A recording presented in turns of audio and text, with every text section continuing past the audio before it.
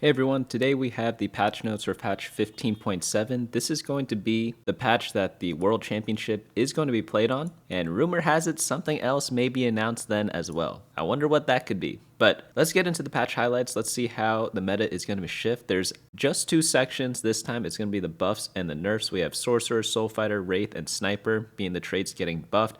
I haven't played Sorcerer since maybe what was it, the second patch or something like that? It's been a while. I hope they are back. Soul Fighter's pretty solid still. I wonder how they're going to change that up. Wraith hasn't really been too much of a thing except for some niche comps. And kind of same with Sniper. I mean, Jhin and Varus are both Wraith and Sniper, so they should probably be really good in this patch from what it looks like. Rammus, Gnar, Leona, Poppy, Udyr, Ashe, Volibear, Yone, and Varus all getting buffed up. I'm excited for the Ashe buffs because they reworked her. I think it was for no reason, but, well, there was a reason, but I don't think it was necessary. So I'm hoping that she is back in action because I think the Duelist comp was pretty fun. It was a bit OP, but, they could just nerfed it a little bit instead, right? Heal and Perfect Form are going to be changed, and then also buffing up Last Whisper, Rageblade, and Kraken Slayer. Wow. They're giving a lot of power to Ashe. Holy cow, these are her items. Nerfing Crystal Gambit Strategist as the traits. Yeah, Crystal Gambit was really good in the 3 Crystal Gambit, especially when you get into the later parts of the set, especially with World Championships coming around. They don't want the good players abusing Crystal Gambit too hard because that's where the min-max really comes in. Kabuko, Mundo, Kog'Maw, Malzahar, Yasuo, and K'Sante also going to get a bit of a nerf. I think Malzahar and Kabuko are the main culprits here. Yasuo, I'm going to miss him in the Bastion Yasuo comp. Hopefully it's still a thing. We're going to have to see how hard they nerf them in terms of the actual numbers, which we will cover. And lastly, 7 augments are being nerfed. Let's get into the rotating shop. We get a new chibi. I think that one's Aurelia, and then some of the arenas, and then some random little legends and stuff like that. For Revival, Dragonlance Uncharted Realm is returning from October 22nd to December 2nd, so that should be fun if you want to check that out. And then onto the large changes, large like the Dragons of Revival Uncharted Realms. Let's start off with the traits. So Crystal Gambit 5, cash out 6 kills. I talked about this comp a little bit on my website, bunnymuffins.lol. It was this comp, the Crystal Gambit Malzahar comp, that I said was really high skill cap, and they played around 5 Crystal Gambits, so they are going to be changing that. They're nerfing 2 lesser duplicators, which I actually call out in the guide section over here, and that's what really accelerated the comp. So they're going to be changing that to 1 lesser duplicator and 4 gold.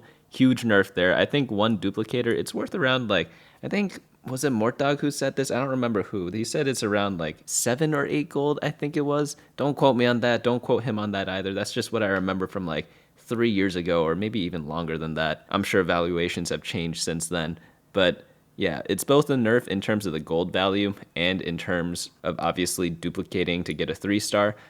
Cash out at 12 kills, Strategist Emblem, and 3 gold is being changed to 16 kills. And then from 16 kills, we get completed Anvil and 10 gold. That's going to be moved to 12 kills and reduced to 2 gold.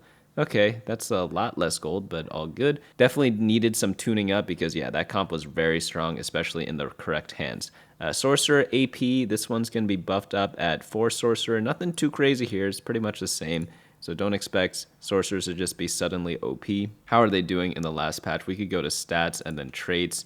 Type in Sorcerer over here, and 6 Sorc, 4.69. Probably needs a little bit more than that, but we'll see. Maybe they buff Karma or something like that. Soul Fighter, AD and AP per second. This one's going to be bumped up a tiny bit at the 4 and 6 Soul Fighter breakpoints. So that should make getting to 8 much, much easier.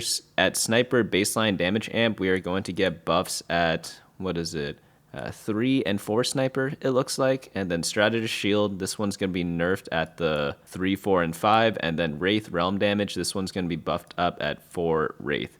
Okay, nothing too crazy going on here. Obviously, Wraith is going to be really good with maybe a 4 Wraith, 4 Sniper build. That's what got buffed up a bit. There was a build like that a very long time ago with Jhin and Varus, obviously, and then you run a bunch of tanks in the front line. Could be good with something like a Wandering Trainers if you ever get 2 overlapping traits. But next up we have is the 1-cost units. Gnar is going to get 1 more range. Wait, really? I didn't know he was like that. He was never invited to the Sniper social functions. That's so sad. All right, but now he is. 2-cost units, we have Dr. Mundo no longer cleanses, debuffs, and crowd control. Kabuko mana nerf, it's going to be 20 out of 70 to 30 out of 85. That's a pretty big nerf, especially to the 4 Mentor Kabuko. The regular Kabuko without the 4 Mentor definitely going to be hurting a lot from this, so that kind of sucks for him, but yeah, it's just collateral damage, right? Kabuko, Mentor secondary damage is going to be nerfed both in terms of flat amounts and in terms of scaling HP. Moving on into 3 cost. By the way, I still think the Kabuko comp probably still could be played. He's played in like the Janna comp mainly, and some people tried it in Katarina, but it's mainly going to be the Janna comp that's going to be doing a lot of that. It might still be playable. I don't know. This mana nerf hurts a lot. Like, that's a lot less casting of his like giant stun, right? 3 cost units. Kog'Maw on hit damage is going to be nerfed a little bit. Kog'Maw was really good with a bunch of different artifact items. Malzahar is no longer offered Mage. That was a very good one for him. Is that the one that I have here? Yep, Mage right there. And then Malzahar bug fix. When enemies die, there are no longer any instances where 2 stacks of the spell will transfer instead of 1. Rammus Shield, this one's going to be buffed up a ton. Rammus is just so horrible. If we look at the stats and like type in 3 cost units, Rammus is just at the bottom, like 4.9 average placement. What's his 3-star average placement? 4.24. That's really bad. Completely awful. But health per taunted enemy also going to be buffed up at 2 and 3-star. Udyr base health, he's going to get a buff. Same with his mentor heal. So maybe the Ashe Udyr comp is back. I actually hope it is. Like, I know some people didn't like it, but it was just too strong before. If they just made it a little bit weaker, then it would have been fine. No one would be complaining about it. But Yasuo spell damage, this one's going to be dropped. Mainly at 3-star, but at all levels also. And then we're going to go into 4 cost units. Ashe gets a 10 mana buff. Is that enough? Like, how is the 6 duelist comp even doing? Let's look at Ashe right now. Ashe average placement. She's going to be at the... Oh my god. I knew it was bad. I didn't know it was this bad because I'm assuming the play rate's bad too. And you have to keep in mind, this is including all the Crystal Gambit stats, which are definitely boosting it up. In the duelist version, like... that might have been even worse. Holy cow. She needs more than this. She needs more than this, and Udyr needs more for that comp to be viable. Maybe with the item changes, but even then it'll just be like slightly below average at best. We'll have to see the item changes later on. Karma ability damage is going to be buffed up. Is that enough to make Sorks playable? I honestly, that's going to... Again, I think it's going to be slightly below average. If you have like a super spot for it, it'll probably be good, but you're not going to be hard forcing this comp every game. Cassante health is going to be dropped by 50. Leona shield, this one's going to be buffed up at 1 and 2-star. Poppy base shield, this one's going to be buffed. Wait, Poppy's getting buffed? Okay, interesting.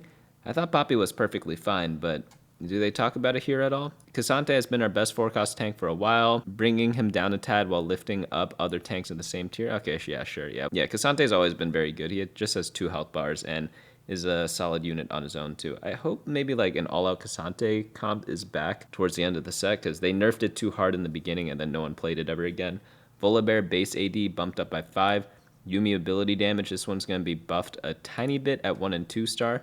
But obviously she throws like a billion pages, so even though it looks like it's just 2 AP, it's actually a lot. Onto 5 cost units, Varus arrow ability damage is going to be changed from 85 and 130 to 90 and 135, so a little small there, but obviously it definitely helps out. Every time your Varus left someone at like 1 HP, they should be dying now. Yone ability damage is going to be buffed up by a bunch also. Alright, I don't know if Yone needed that. Like, Mighty Mech was still pretty good, right? Augments, we have Blood Rage, Damage Amp. This one's going to be nerfed a little bit. The Darkness Within, Summon Health per stage. I don't really like this one that much, but they are nerfing it. I think they're just doing it preemptively because Wraith is being buffed up. Game Plan, Hex Damage. This one's going to be dropped by 2. Howling Gale is now banned on 3-2. It should be banned permanently. I hate this one. Isekai now requires at least 1 strategist for the strategist version to appear. Echo Health being nerfed by a lot, actually. And then Kingslayer disabled due to a bug. Overheal max shield 300 to 400. Overheal percent healing 50 to 60. Perfect Form Zac base ability damage. This one's going to be buffed up by a little bit. And then empowered damage is going to be buffed as well. Okay. Maybe Zac is back. I thought they had it in the nerf section. Did I confuse it? Oh no, it's in the buff section. I confused the Shen hero augment as one of the nerfed augments. I remember one of the hero augments got nerfed. I forget which one. Psychic Forge is now banned on 4-2. Completely agree with this. It's just too late at that point. If your items are so bad, like, you just lose all the stage 4 rounds trying to get good items with Psychic Forge, and then you just sack too much HP. It's just, yeah, not the right augment for that time in the game. Tesla Coil magic damage, this one's going to be nerfed a little bit. Tournament Titan's health per win going to be dropped by 10. That's the Luchador one. And then Twilight Assault Shen spell damage, this one's going to be dropped just a little bit. It was pretty decent of a hero augment, so yeah, this should bring it in line. Is it going to be playable still? Is it going to be too bad? Well, we could check out the Explorer tool, do 3-star Shen, 3 items, check out what items are there. He was averaging like a little bit under a 4 if he has like a Gwynsu's. So I'd say that's like pretty fair, to be honest. Like, I don't think he was going to be, but they are buffing Gwynsu. Okay, let's see the item changes, then we could get a bit more of a grasp on this. So attack speed per second going to be buffed up by 1%. So obviously it's a good buff, right? Is it enough to help Ashe and stuff like that? Kraken's Fury max stacks 20 to 15, but the AD is being raised, so you get the stacks faster. With Ashe, like, okay, maybe they could be playable. Like, these are good buffs. Don't get me wrong there. The question isn't whether they are buffs or not. The question is whether it's going to be an Ashe patch where she used to be a 5.0, and now she might be like a 4.3. No, I don't know if she could get to 4.3. I think she might be like a 4.5, 4.6. I hope I'm wrong, by the way. I hope she is playable. But yeah, even with the item buffs, like Ashe herself, I don't know. Because you have to, again, keep in mind that a lot of her stats are influenced by Crystal Gambit.